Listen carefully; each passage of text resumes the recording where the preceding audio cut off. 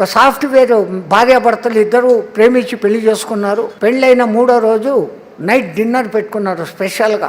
వాళ్ళు తింటున్న సమయానికి దీనంగా ఒక గొంతు వినపడింది. గతి లేని పరిస్థితుల్లో అడుక్కుంటున్నాను, చాలా ఆకలిగా ఉంది, కొంచెం అన్నం పెట్టండి అని. వెంటనే ఆమె అన్ని సర్దుతోంది ప్లేట్లో ఆయనకి ఇచ్చేదానికి. ఈ మొగుడు అన్నాడు, నీకు బుద్ధి ఉందా లేదా, ఆయన చూడు ఎట్లుండాడో, బలంగా ఎత్తుగా ఉన్నాడు, ప్యాంటు షర్టు నీట్ గా వేసుకొని ఉన్నాడు, ఈ అడుక్కోవడం ఒక పెద్ద ఫ్యాషన్ అయింది, పని చేస్తావరు, ఆడికి ఎందుకు పెట్టేది, ఆడ పెట్టే అన్నాడు. అయ్యో ఆకలి అన్నాడండి, వాడు ఎవడైనా కావచ్చులే, ముందు పెడతాం, అది ఫ్రిడ్జ్ లో పెట్టి రేపటికి తింటాం. ఈ దిక్కుమాల ఫ్రిడ్జ్లు రాబట్టే మనకు సగల రోగాలు. వండింది 3 గంటల లోపల తినడం లేదు కాబట్టే మనకు రోగాలు వస్తుండే. దాచిపెట్టి ఫ్రిడ్జుల్లో తింటాడు. సరే అనింది, ఆమె పెట్టేసింది కానీ ఆ మనసు ఉండడం లే. వాళ్ళిద్దరి మధ్య మాట పెరిగింది. దానం ధర్మం చేయకపోతే మనం సంపాదించే లక్షలు దేనికి, నీకు 1,50,000 నాకు 1,50,000, ఒక్కడికి అన్నం పెట్టలేని ఈ డబ్బు ఎందుకయా అని ఈమె.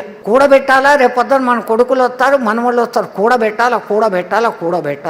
పెడతావు ఏ పొద్దో రోజు ఇక్కడనే వదిలిపెట్టి పోతావు. ఆ సంగతి తెల్లేవాడికి. ఈ మాట పెరిగిపోయింది. పొద్దున్నే లేచాక ఇద్దరు విడాకులు తీసుకున్నారు. చిలికి గానివాన అంటారే, ఏమీ లేదు విషయం, విడాకులు తీసుకున్నారు. ఇది ఒక పెద్ద ఫ్యాషన్ అయిపోయింది. అంతే, పెద్దానికి విడాకులు. మన సనాతన సంస్కృతిలో విడాకుల వ్యవస్థ లేనే లేదు. జీవితాంతం కలిసి ఉండాలని చెప్తారు, అది జరగడం లేదు. సరే ఏమో వెళ్ళిపోయింది వేరే కంపెనీకి, ఆ ఊర్లో ఉండలేక వేరే ఊరికి వెళ్ళిపోయింది.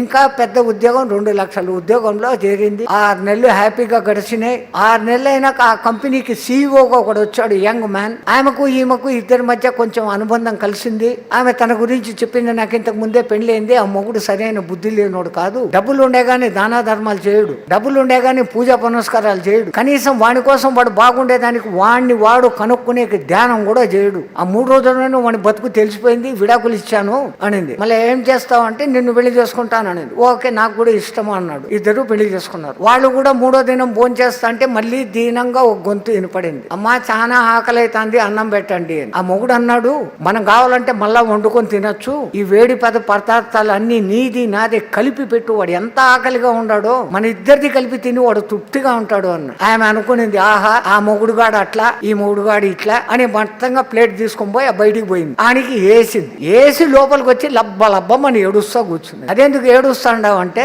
ఆ వచ్చిన బిచ్చగాడు ఎవడో కాదు, నా పాత మొగుడు అని. ఈయన అన్నాడు, సృష్టి చాలా విచిత్రంగా ఉంటది, విధి మామూలుగా ఉండదు, అసలు నేనెవరో, నువ్వు అసలు ఏ పొద్దున్నా నా బ్యాక్గ్రౌండ్ ఏందో అడిగావా, నేనెవరో తెలుసా అన్నాడు. అవును మర్చిపోయాను, ఇప్పుడు చెప్పు ఎవరు నువ్వు అన్నాడు. ఆ పొద్దు మీ ఇంటికి బిచ్చానికి వచ్చిన బిచ్చగాడిని నేను అన్నాడు.